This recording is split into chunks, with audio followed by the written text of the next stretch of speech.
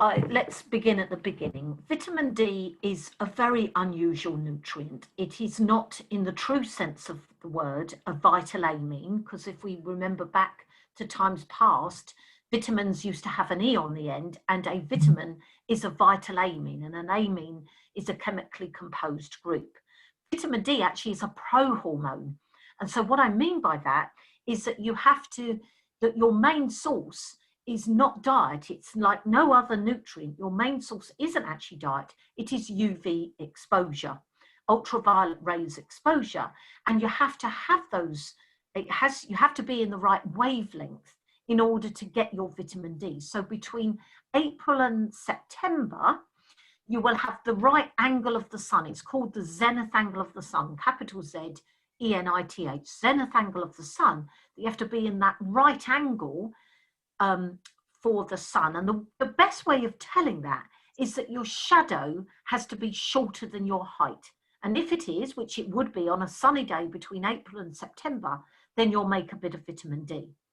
Now, there has been, as you said in your introduction, a huge amount of vitamin D in the media. And if we just take it from first base, vitamin D was identified, so the vitamin D receptor and vitamin D metabolizing enzymes. So what I mean by that, so that is components of vitamin D were identified in immune cells, and enzymes that are very important to speed up different processes. These vitamin D metabolizing enzymes were also found in immune cells quite some time ago now.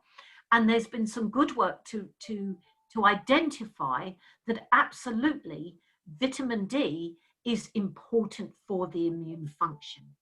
What we don't yet have enough is exactly, where that evidence sits, because although mechanistically it's there, what you've then got to do is you've got to look at the trials that have been done, where you're measuring people's amount of colds that they get, and you measure their vitamin D status, or you give them a vitamin D supplement and you follow up to see if they get more or less colds.